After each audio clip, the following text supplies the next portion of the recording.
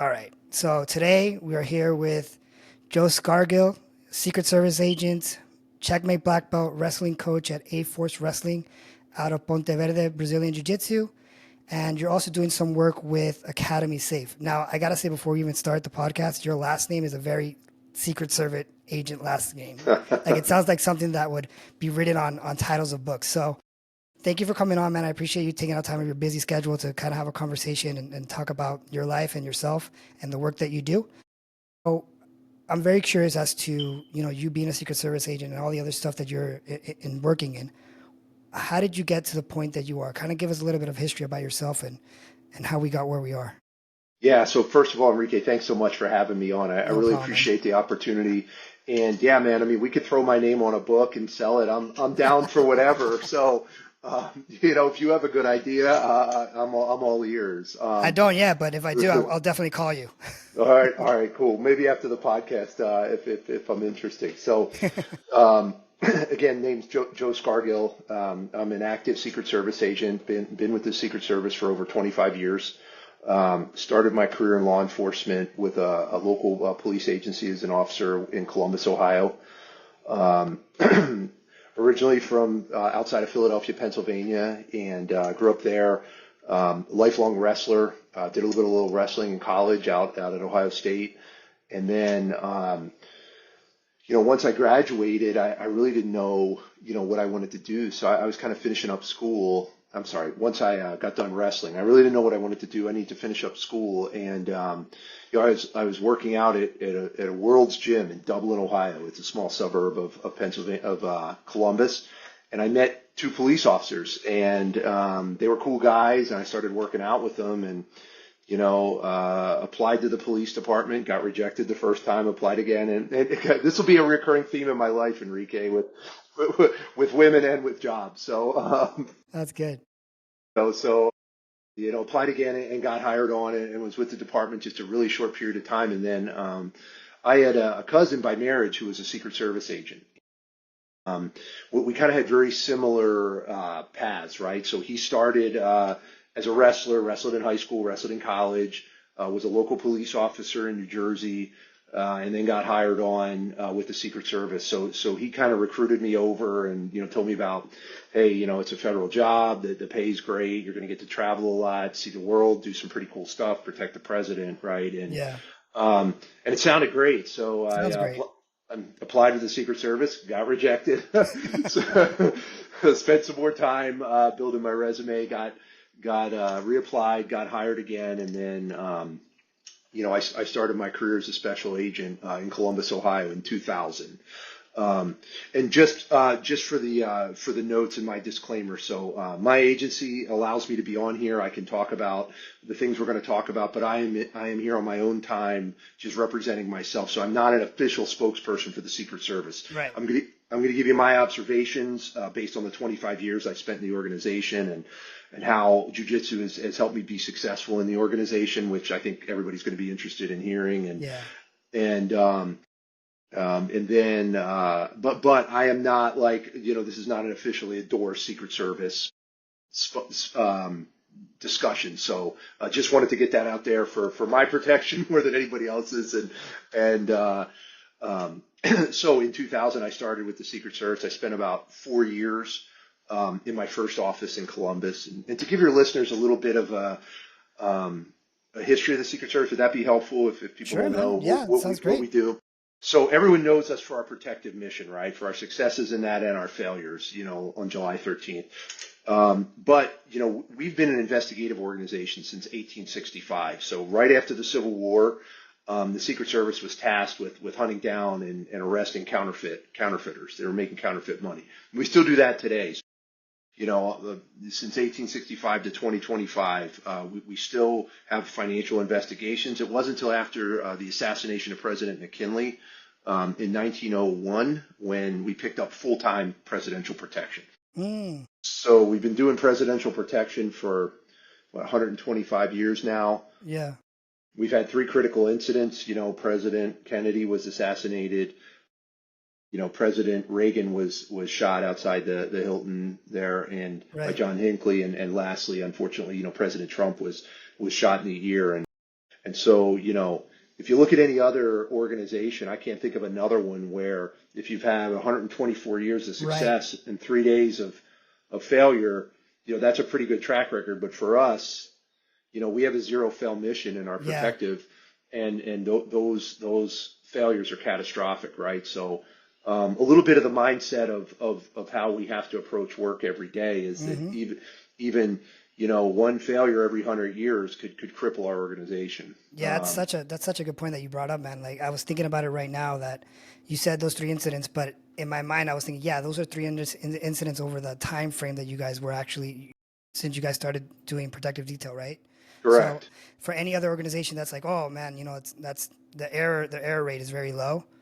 But like you said, it's your mission that you guys have is very expansive and it can change the course of history in a second. So I imagine it requires a lot of dedication and a lot of focus on the entire organization. I knew a little bit about the counterfeiting part that you were speaking of because I just recently watched the documentary and I knew that you guys were doing that as well.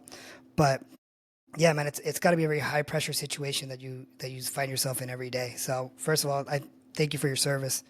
Um, Thank you. and thank you for giving that history because I didn't know that it, protecting the president was something that came afterwards that you guys were doing the counterfeit. So that was very interesting for me.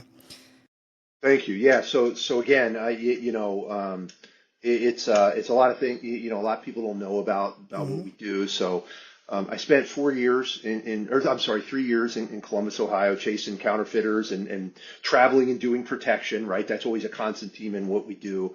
The president, the vice president, former president. So when I started with the agency, President Clinton was in office, and so I've served every living president up until President Trump and. I was on the late President Bush's detail, 41, and worked with the late President Carter overseas. Oof. Got to be part of history on a number of different occasions. Yeah, that's awesome, man. So after 3 years in Columbus, I told my boss, "Hey, I would love to go to the President's detail in Washington D.C. and beyond the President's detail." Reoccurring theme. Hey, that's not going to work out for you. Um, you need to make another choice. So so I got sent to our training academy as an instructor because of my wrestling background, and this was my first Mm.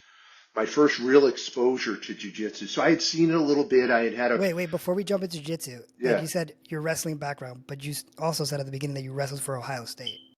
yeah as a walk on. I was in the room, but I was not like a starter. I never Yeah, but wrestled at any still, duels. man, that room is a good room. It was a great room back then. Kevin Randleman was in the room. Mark Holman was in the room. It was a hell of a room, but it was I was overwhelmed there, man. I would have really, we all wish, if you get one wish from the genie, I wish I had a remote control with a rewind button, right? And I wish I would have went to a smaller school where I could have developed a little bit better and didn't kind of Mm. dive into a place where, it was just I was never really going to see the mat. Yeah. And rightfully so. I mean, I just wasn't good enough there. But I learned a lot, right? Yeah, of course. I learned a lot about wrestling. I learned a lot about coaching. I learned a lot about um, being part of a team like that, about the grind of that room, and it was a good experience, from that standpoint. But from a competition standpoint, I would have Right. done much better, and maybe to go to a junior college for a couple years or go to Yeah.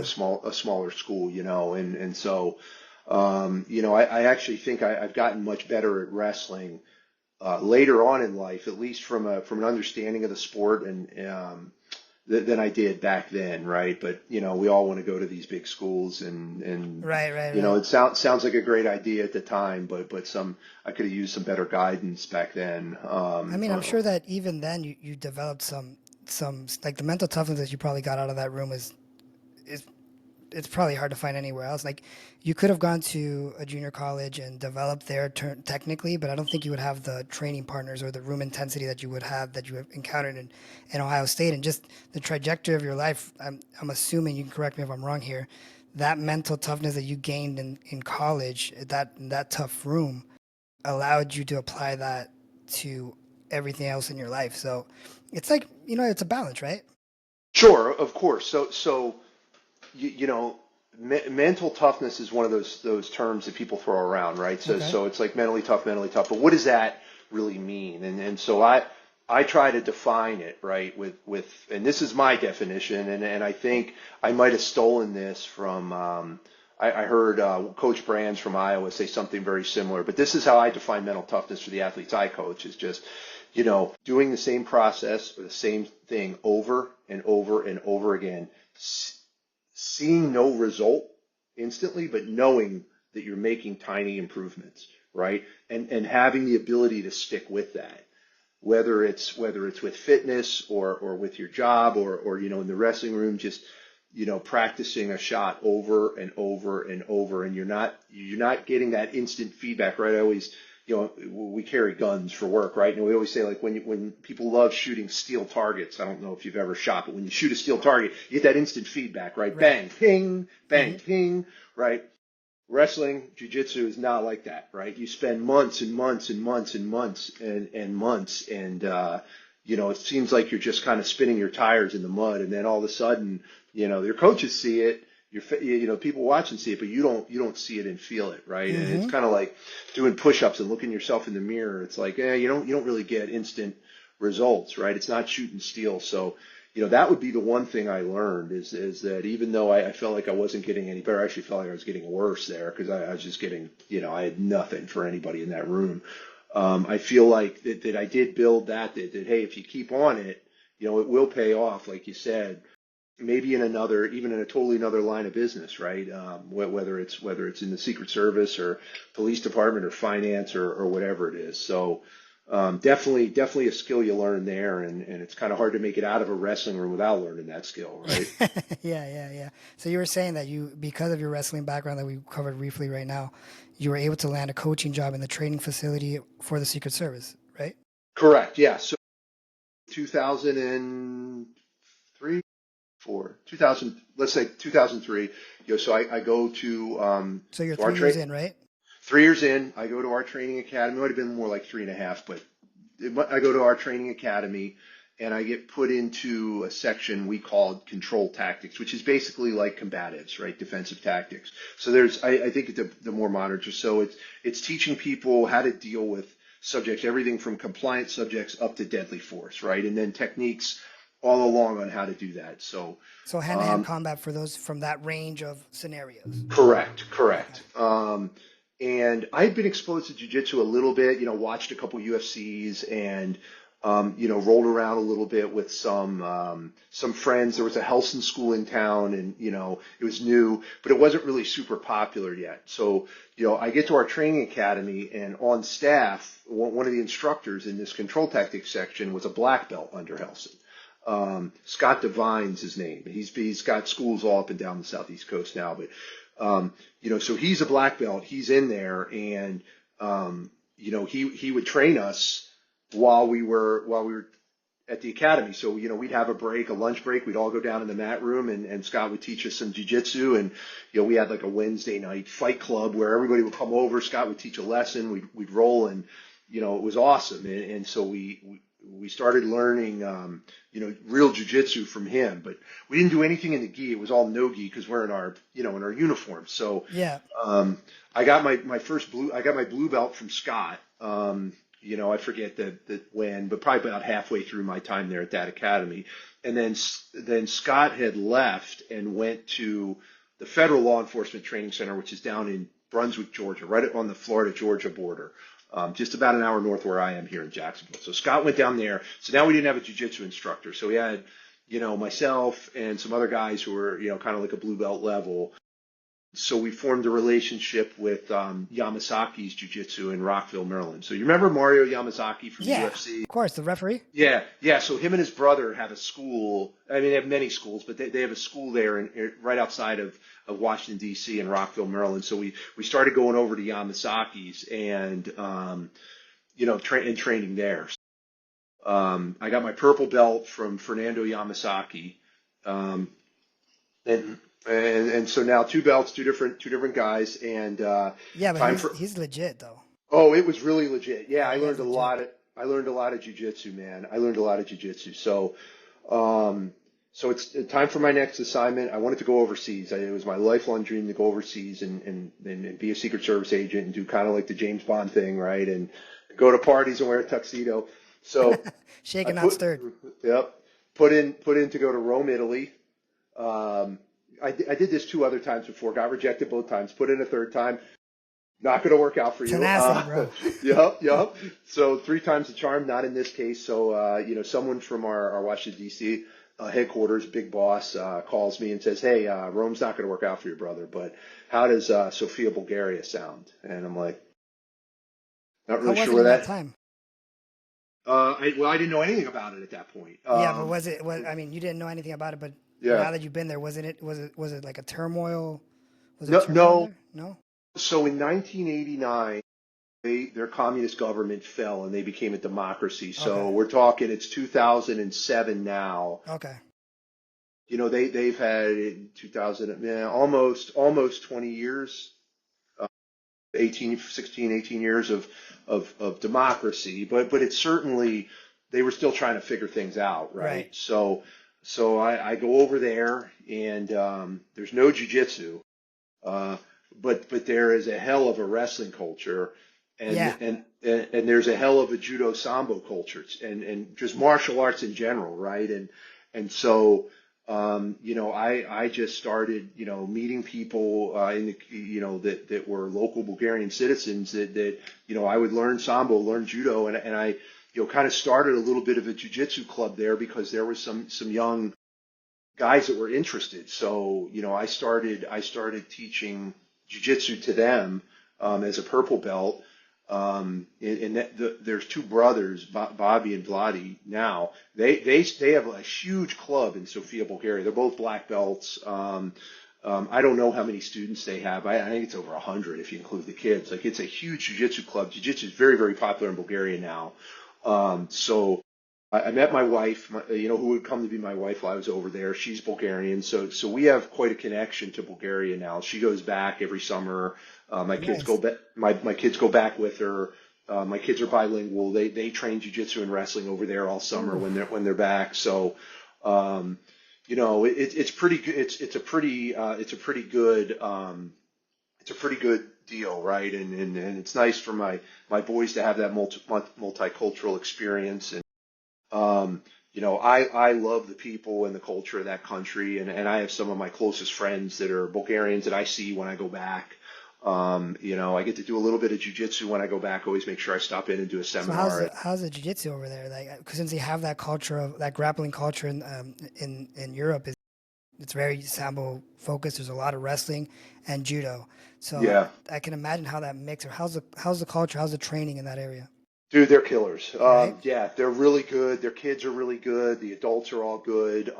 They take that stuff seriously, man, because they're not as distracted as we are. At least the generation, it hasn't caught up yet, right? So like, they say it's the poorest country in Europe. I don't know if that statistic's still true, right? But so you don't have, so your kids there, if they're doing jujitsu, they're doing jujitsu. They're not doing jujitsu and lacrosse and swimming and video games and, all this other stuff. Like, that's, hey, that's our disposable income. That's what you're going to do. And you're going to be focused on it. And their whole education system is different than ours, where they're specialized at a very young age, right? So like, Mm. even educationally, and I'll tell you about the sports in a minute, but Yeah, yeah, go ahead. they'll go to kind of like a general, elementary school, but then very soon they'll identify, like, okay, Enrique, like, you're good at math, you're going to sit the test for the math school, or Joe, you're great at languages, you're going to sit the test for the English language school. You pass that test, and then you get tracked into those programs, right? I think that's pretty cool, man. That's like, if they notice that you have a talent in some sort of academic field, that they kind of direct you Yeah. towards that. I think that's great for development. So the same thing with sports, right? Like, you'll go and then they'll be like, okay, well, you're at wrestling, and your college experience will be at their national sports academy. So That's you'll great. go and get like a bachelor's degree in freestyle wrestling, right? That's And great. and and and so, like, we're the opposite, right? If you go to any podcast or any of our professional athletes, they always say, hey, multi-sport athlete, play as many different sports as you can, right? And Hmm. I don't know which one's right or which one's wrong. I think there's probably value and pitfalls in both, but Yeah. that's kind of the system they're on. So at a young age, like those kids are pretty good, man. Those Yeah. kids are Yeah. pretty good, and so my boys go over there and we have a great setup right in my wife's hometown. There's a GFT affiliate. Um, their owner and head black belt is like, I think he's like a 14-time European champion. I mean, he was a MMA legend back then, great kickboxer, great wrestling. Plum Petrov's his name, just total stud. He's a little bit older than I am, so he's in his mid 50s, I think, but he's still a handful, dude. I mean, the guy's jacked, Yeah. and his fighters are top notch. And then in Sofia, the Twisted Jiu-Jitsu, the club I started those guys on their jiu-jitsu That's a cool journey. name, Twisted Jiu-Jitsu. Yeah, I think they started as kind of like a 10th planet, and then they've kind of Much love. migrated around. I think Coyoteja's their guy now. Affiliate. Yeah.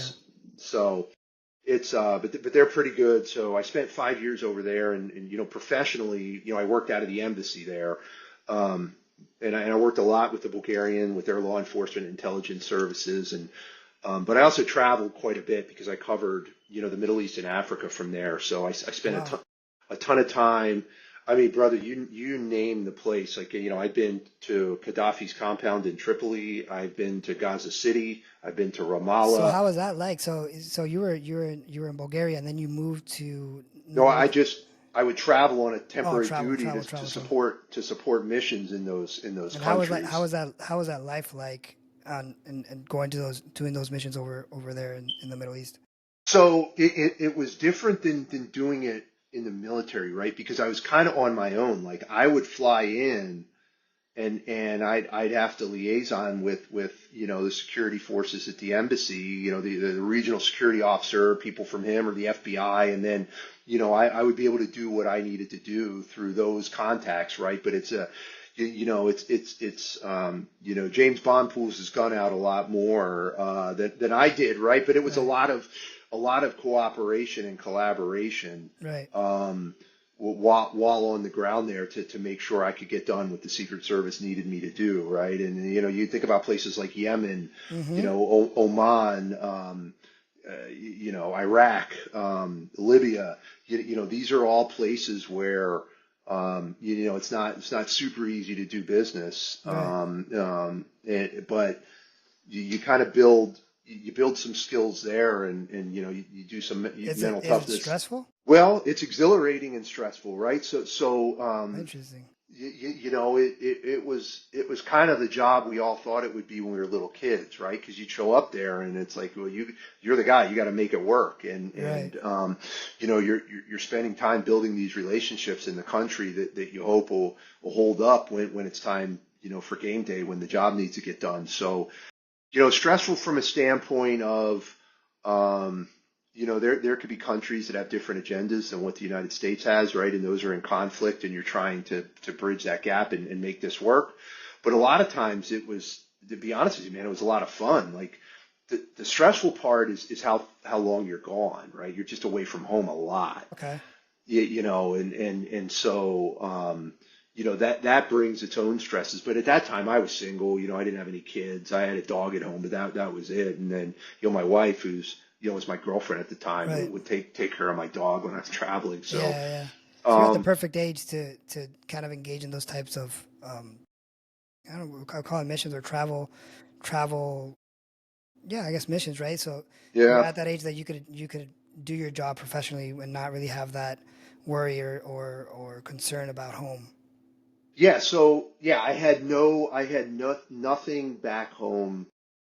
Again, besides my wife, who was my girlfriend at the time, I had nothing back home that was really a concern, That's right? good. Like I lived in embassy housing. It's all their furniture, some personal effects in the house, but that's about it. And my dog, right? And so other than those, other than those things, it was just get out there and get the job done type Right. deal. And I like that, right? I kind of thrived in that environment. 5 years I wound up spending over there. It's usually a 3-year assignment. I liked it so much I extended twice, right? My wife and we wound up getting married, and so she was coming back with me. So time to come back.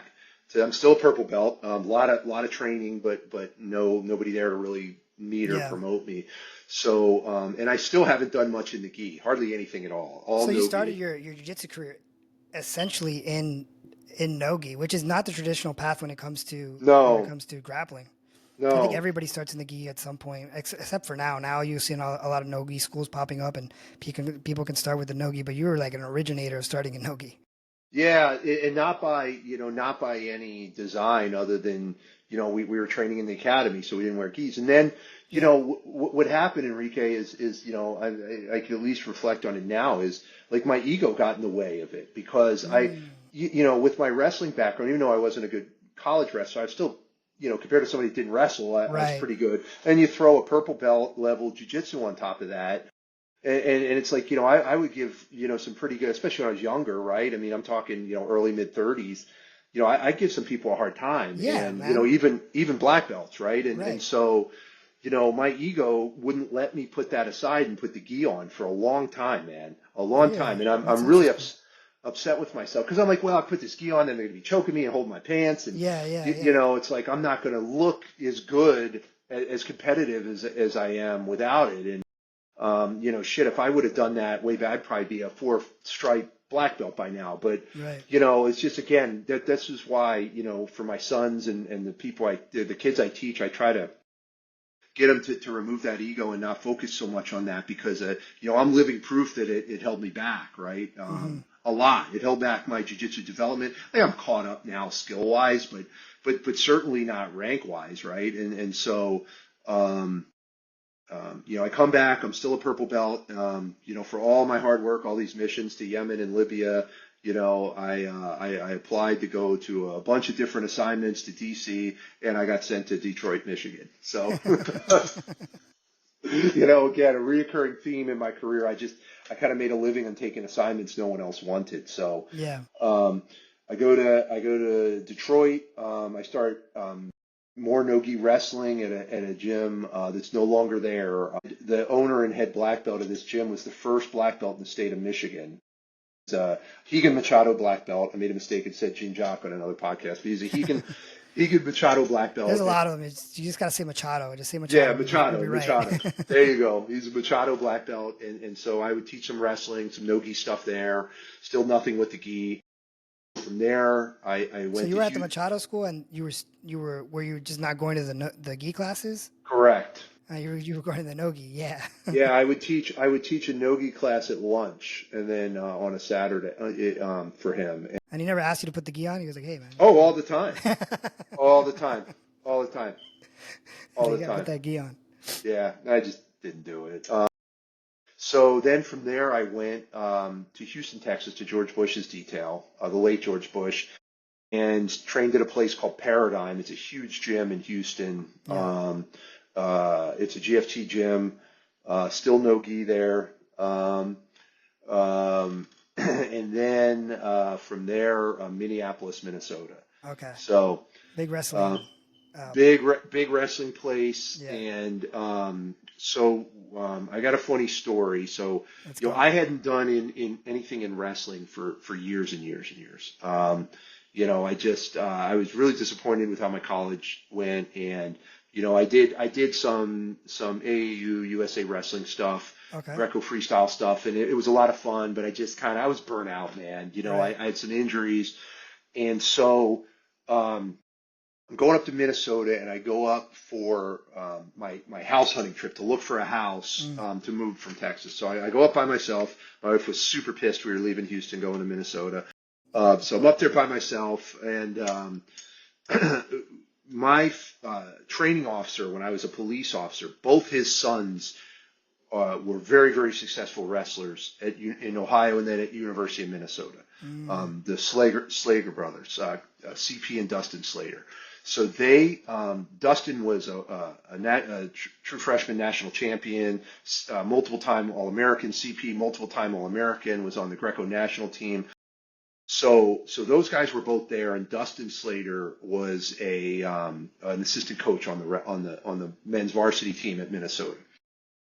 So I go up there for my house hunting trip, and they also have an RTC there. Are you familiar with what the RTCs are? The wrestling RTCs? No, no. What's Okay. that?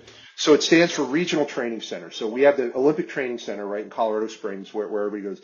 And then in a lot of colleges now, they have what they call RTCs, which are regional training centers.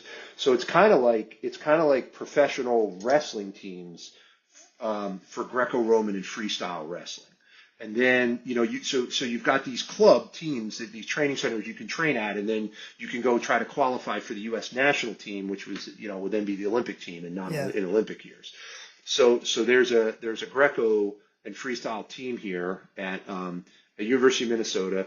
I go out with Dustin and some of the guys from some of the other coaches from the college team, and one of the members of the Greco-Roman team, and he's like, hey, we have dinner, start having a few drinks, and he's like, hey, would you be interested in coming in the room and working with one of our athletes? We got a 97 kilo guy in the, who's like that close, dude. He's ready to turn the corner. Yeah. And I'm like, at that point, man, I'm in my 40s. I'm a dad.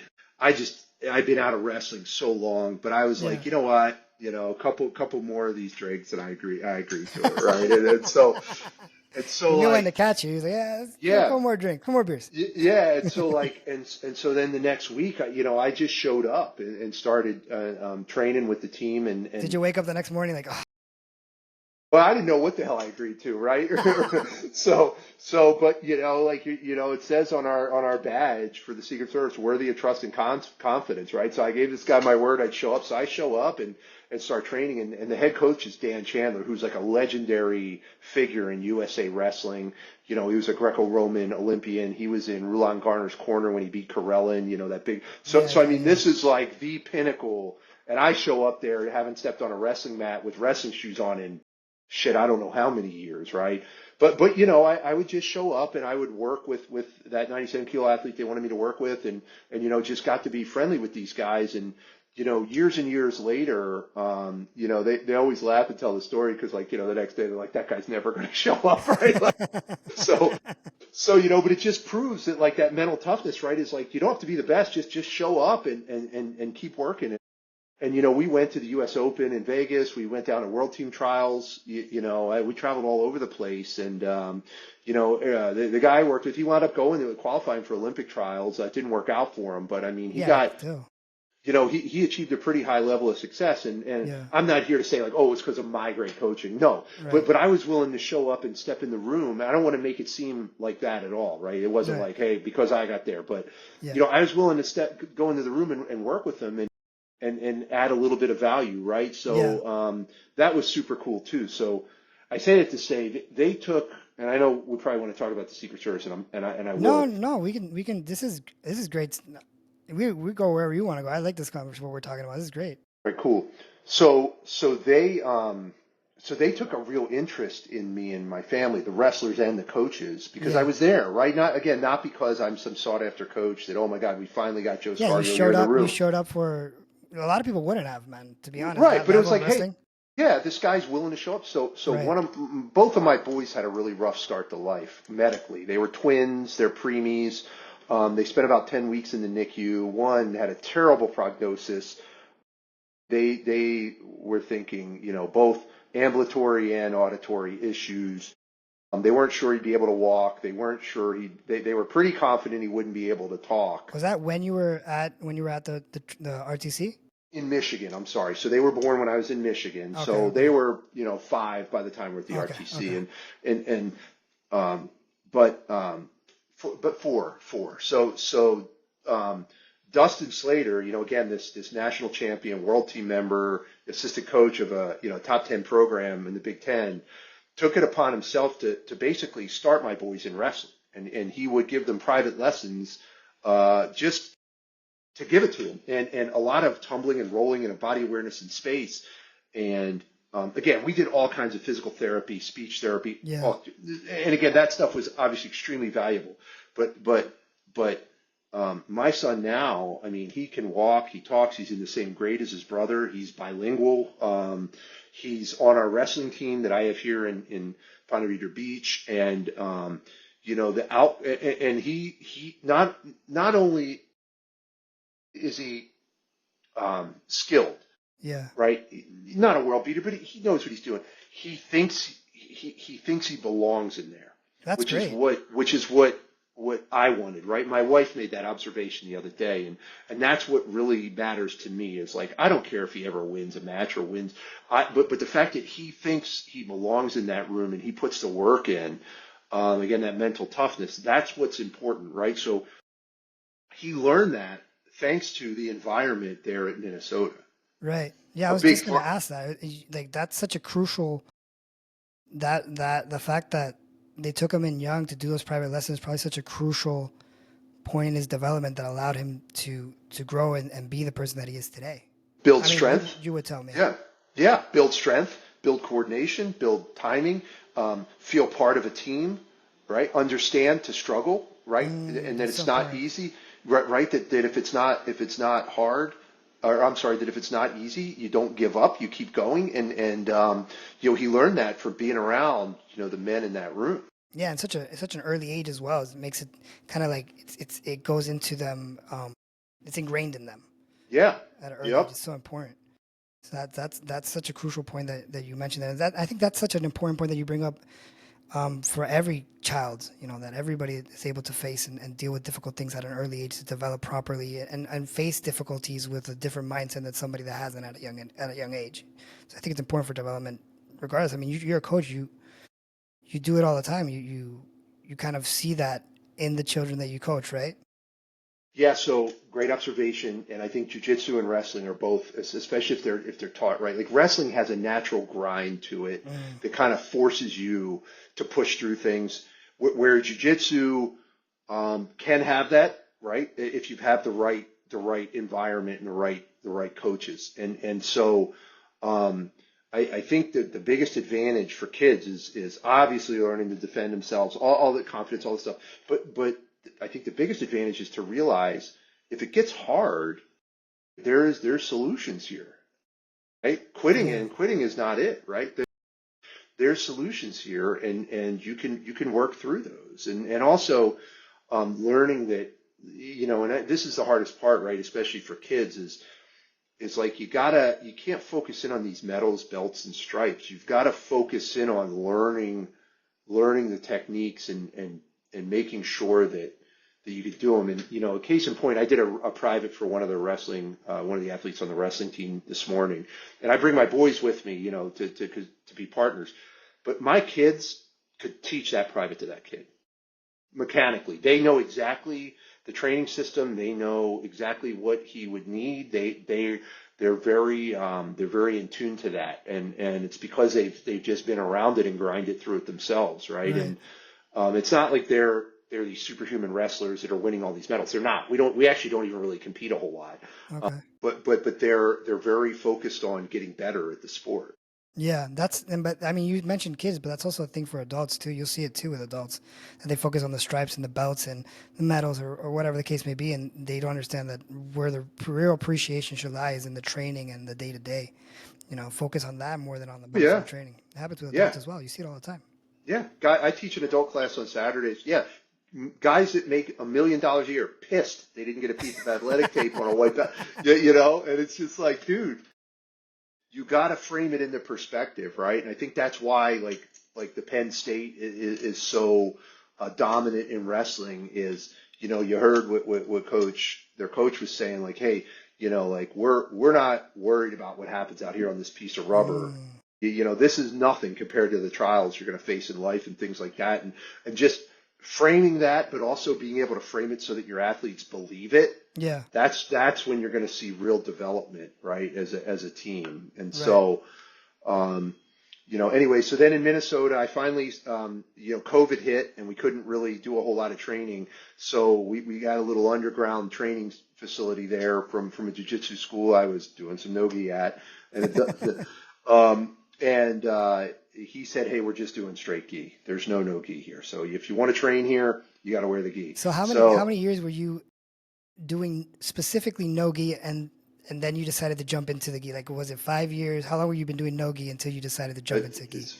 it's 6, 17 years. Oh, Wow, that's like, and I think that there obviously is a similarity between gi and no gi when it comes to Yeah. treating both, but there's also a lot of stuff in gi that you're not aware of if you haven't been in that environment. So how was that experience like? To be honest with you, it wasn't that bad, No? man. Like, yeah, it wasn't really that big of a deal. Like, Cool. it slowed me down a lot, but I was also in my mid 40s at the time, so I wasn't like a ball of fire to begin with, Yeah, and yeah. it wasn't that bad. Like what I do, what my game, like I don't do a lot of gi specific stuff. Like the place I'm Makes at, sense. Yeah. Ponte Vedra Beach Jiu-Jitsu, like they're really good with like lapel guard and stuff like that. Yeah. But I don't do a ton of that. Like, the grabbing the pants would piss me off. You know what I mean? It just it got to be, it was fine, and then I eventually got my brown belt and then my black belt. So um, I think the and I transfer, probably because your style was wrestling based and no gi based, that's probably easier to transfer over to gi than if you're a very heavy lasso spider guard yeah. guy and then transfer that into no gi. I think that maybe that's why the transition was probably easy.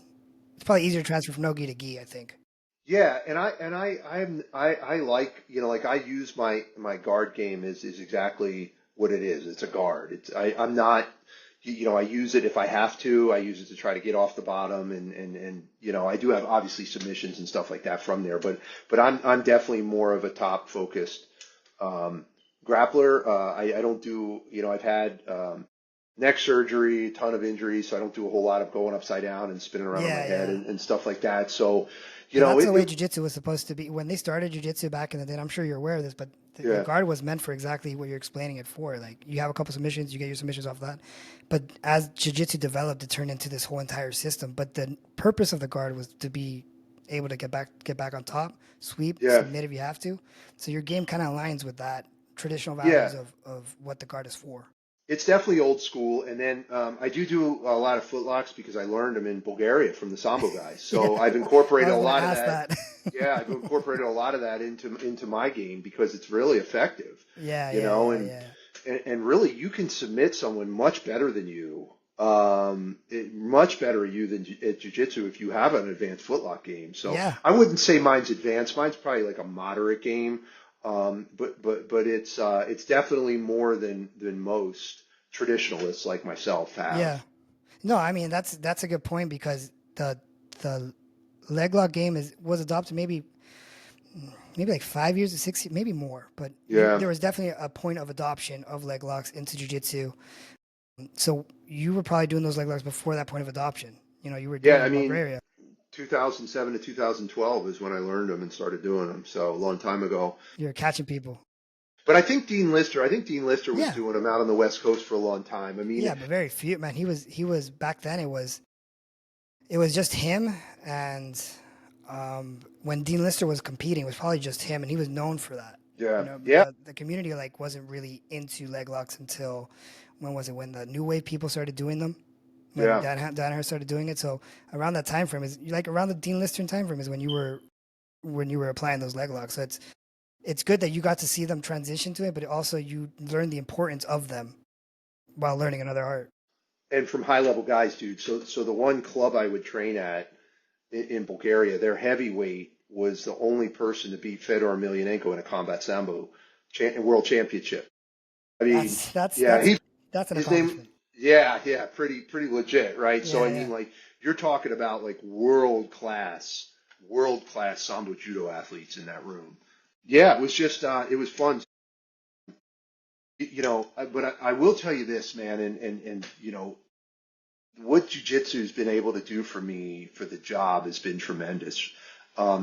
Because I think it gives you any law enforcement officer, right? Whether it's local police, FBI, the jujitsu gives you, you know, not a cockiness, but it gives you a level, I would say this, a level of comfort, not a level Mm, of confidence, but it gives you a level of comfort in situations where if you're untrained, you would not be comfortable. yeah. And then when you're uncomfortable, in my opinion, and I teach a lot of this to law enforcement, when you're uncomfortable, you could be unpredictable.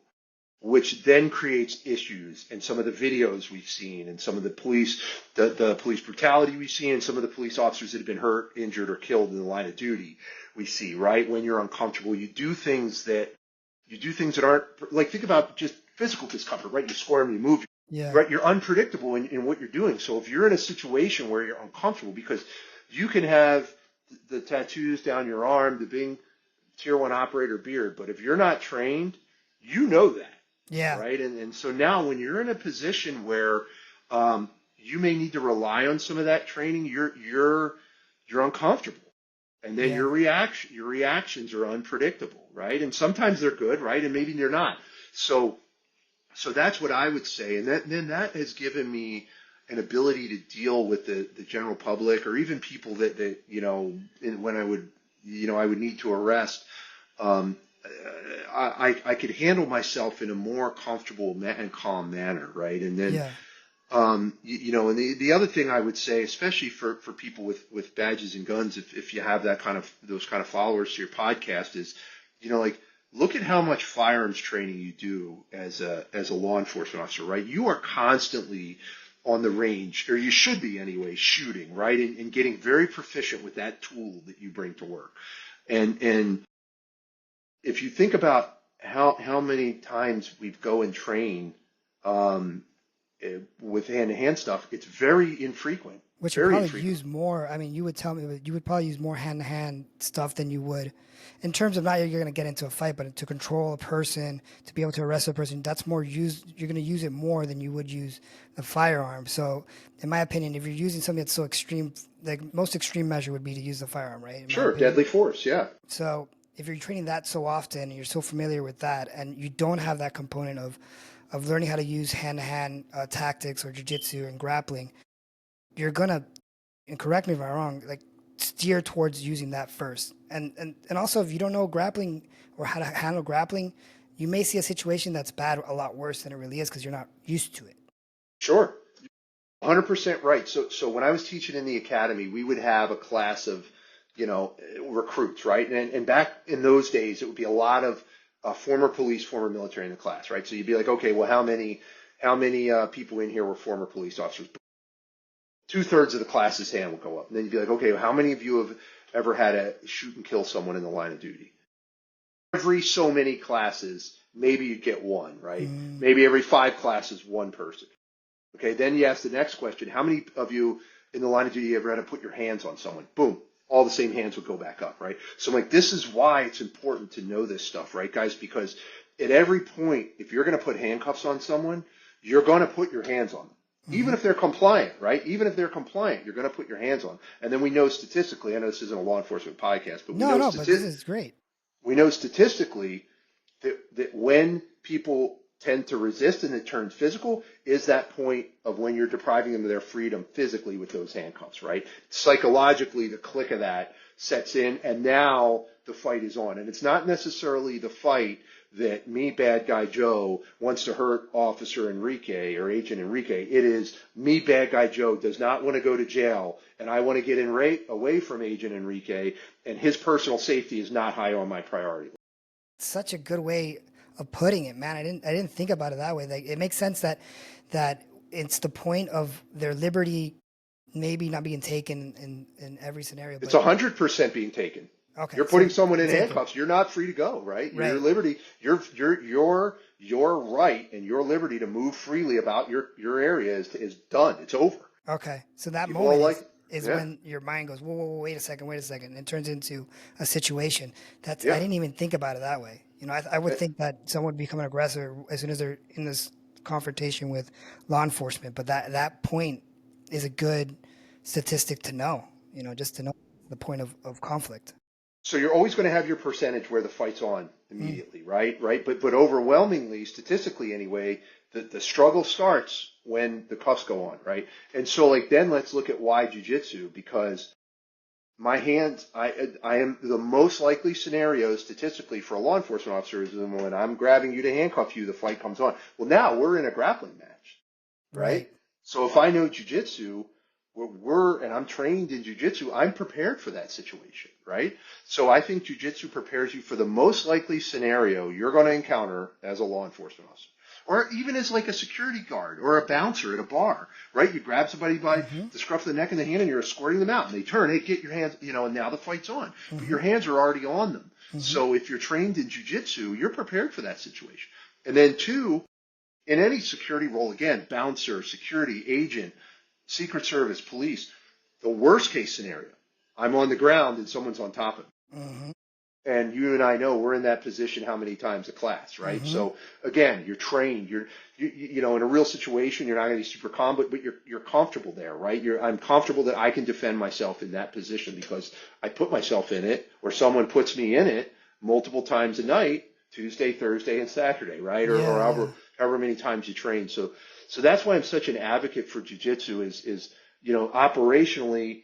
You're just more prepared. And again, look at us, Secret Service. You're on a rope line with the president. There's crowds and crowds of people. Your hands are above your waist. Your hands are there. And I mean, we look at some of the striking arts, which I think there is a time and place to use striking Mm-hmm. in law enforcement and in self-defense, 100%. Right. Yeah. I'm not saying never, but you're on video at a political rally in my case, right, with the Yeah. president, beating someone, punching someone in the face, elbowing them in the face, hitting Yeah. them multiple times. This is on CNN, Fox, Daily Mail, right, even justified, Yeah, even regardless justified. if it's a good situation or not, Yeah, it's going to be politicized regardless.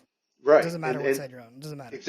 Exactly. So if I have my hands already on this person and I feel like I control them effectively using jiu-jitsu techniques that I've trained for many, many, many years, why not do that, right? It's safer for them. It's safer for me. And let's say I don't care about what it's going to look like on camera, but I hit this person a couple times and now they're pissed, right? Now they're a trained fighter. Now Yeah, they're that's a good hitting me point. back, right? Yeah. So I'd much rather I take someone down and they're like a purple belt, 3-stripe in jiu-jitsu and they start trying to grapple me, right? And like, Yeah. okay, well, at least this is going to look, I'm not going to get too messed up here. And I only need to win this fight for a couple seconds till my Right. help arrives. Right, which is something that you can do with in that situation with.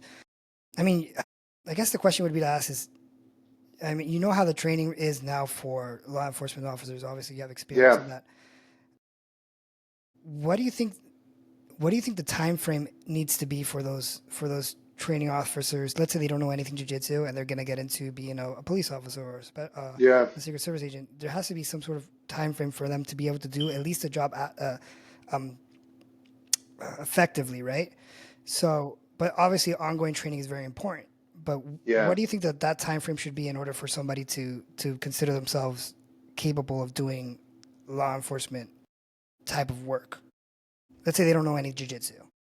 Like just from a hand-to-hand standpoint? Or Yeah, from like be able to do the job effectively. I mean, 6 months. Most academies are at least 6 months, right? I think Okay. ours is like 8 months. So, like, think about it. If you were in a police or the Secret Service academy, and I don't, or you're in a law enforcement academy, doesn't matter, and it's 6 months long, and you did jiu-jitsu Monday, Wednesday, or Friday for an hour every day, every time, you're going to be pretty good after 6 months. Yeah. I mean, think about it, right? You're going to be capable, and then the issue is when you get out, right? Now, 2, 3, 4 years later, are you maintaining? Because your job's not going to give you the training. It's just not. Some departments are moving to it, and some small departments that have a surplus of money and a surplus of officers are able to do it. But on the whole, across the country, it's not. We're not there yet, right? We should be, but we're not. So now you got to make a decision like, am I willing to spend my own time and my own money to be better at my job? And I would say in any other business, podcasting, finance, if you're willing to spend your own time or money to be better at it, right? Right. Why not if you're a cop or an agent?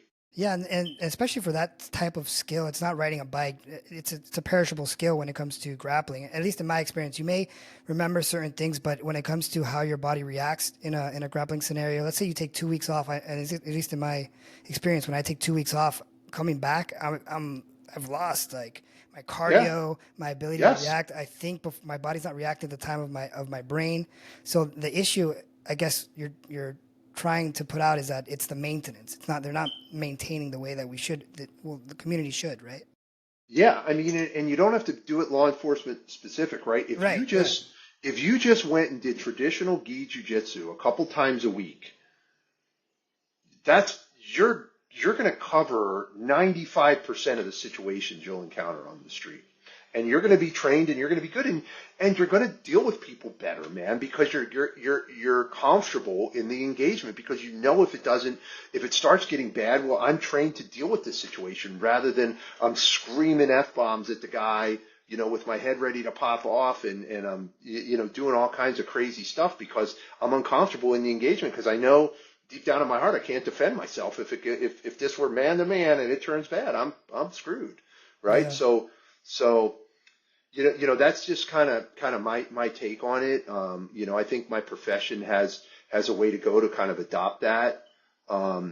Like I like jiu-jitsu. I like being on the mat. I don't think I know the benefits and the money it's poured into me being successful Mm-hmm. in my job in all areas, right? And I mean, shit, I'm on these podcasts, right? Like how many Secret Service agents can come on a podcast and talk for an hour about jiu-jitsu and stuff like that, right? So it gives me kind of a unique perspective on things, and it's opened doors for me that wouldn't have already been opened. That's kind of where I'm at with it. I mean, I think that you know, being able to see, kind of understand, like, well, working in that environment and seeing the importance of how jujitsu can be applied, and not just this whole conversation we've been not only talking about how jujitsu is effective in your career in law enforcement, but also in your personal life with your kids, that they were able to face life and do things that before they said it wasn't going to be possible, right? And I think that all that stuff that you've mentioned it's needed to be heard, not just by law enforcement, but by the community, you know?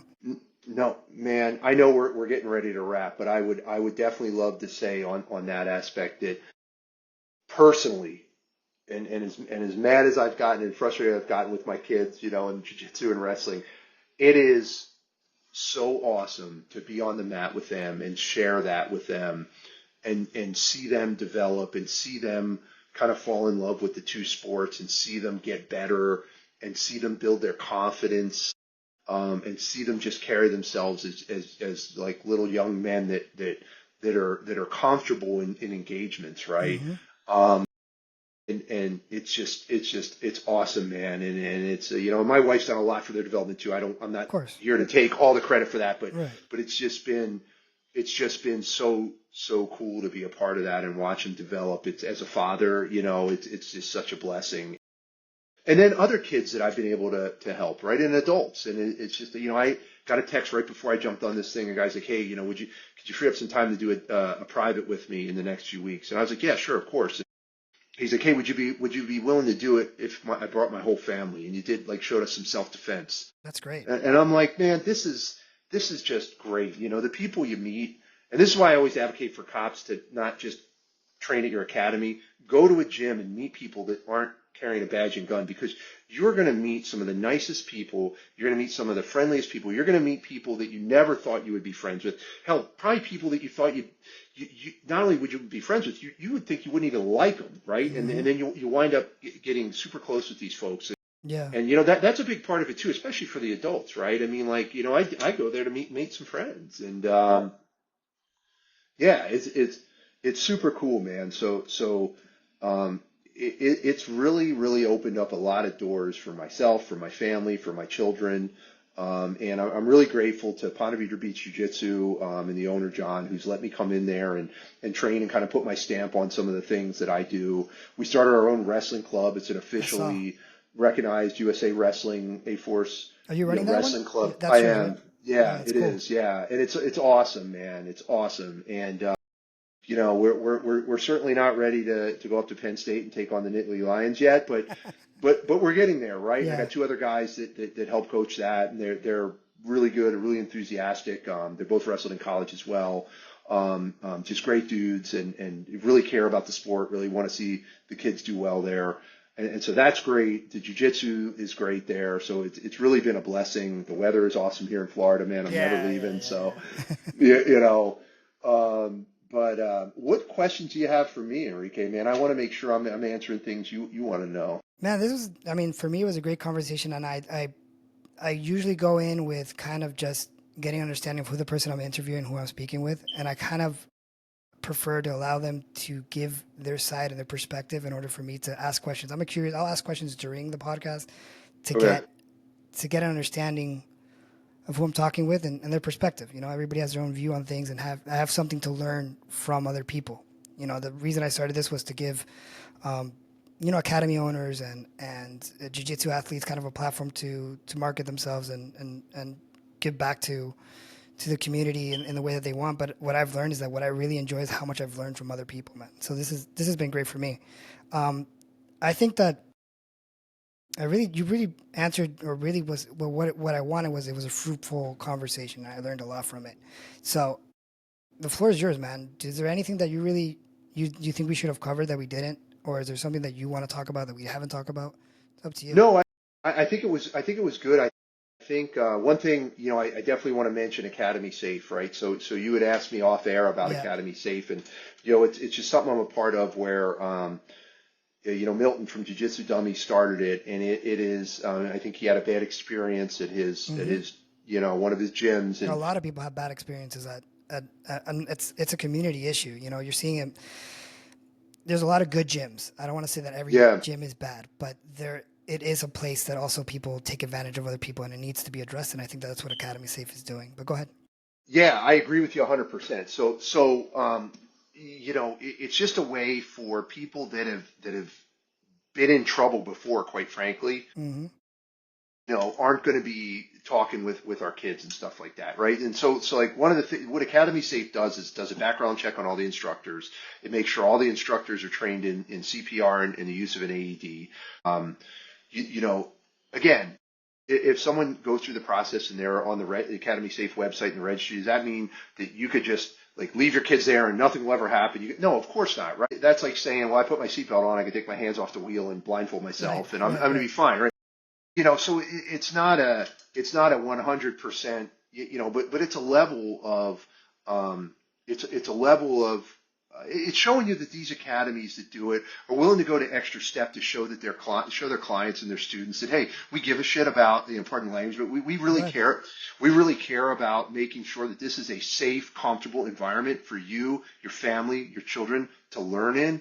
And we want to show you that we're willing to go that extra step and make sure that we have people that are above board here and that are here for you, right? And I Mm-hmm. like that about it, right? And again, I know Milton is very passionate about it, and in my job, we do have a partnership with the National Center for Missing and Exploited Children, and I've been involved in dozens of those investigations in my career, and they're gut wrenching, they're disgusting, and 100%.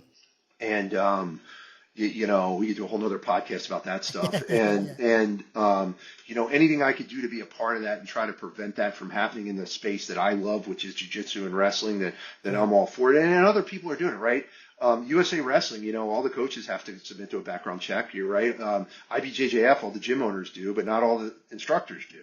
Oh, I didn't know that. Yeah, not all the instructors do, right? So if I have a gym, in order for my gym to be IBJJF certified, I have to do a background check. But if I have people coaching in my gym, they don't have to, Yeah. right? So again, it does a back. Is there people don't have any criminal history that are terrible? Absolutely. Is there people that maybe have made some mistakes in their life but have turned it around and have been really productive members of society? Absolutely, right? So I'm Mm-hmm. not saying that, right? This is not.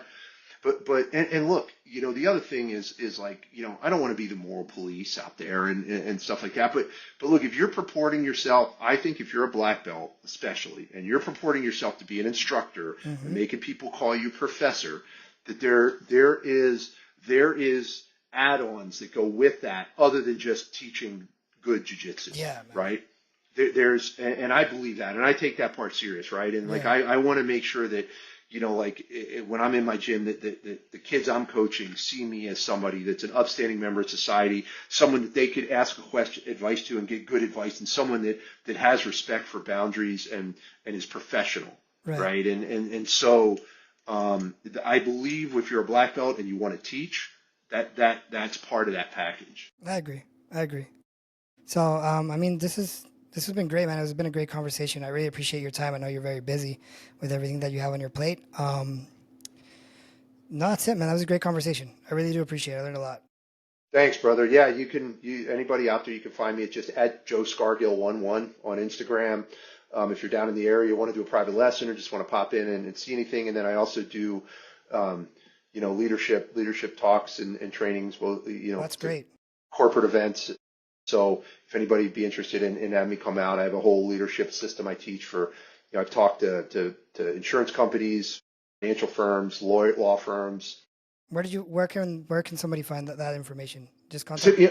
hit me up. Yeah, hit me up on Instagram. We can talk about it. Oh, Yep. cool. Cool. All right, Yep. man. Well, thank you for your time. I'm going to hit stop record and then we'll just let it load to 100% and we should be good to go, man. Okay. Thanks, man. I really Thank you for your enjoyed it, time. Enrique. Thank It you. was great, Yep. man. I appreciate it. Thanks. Bye bye.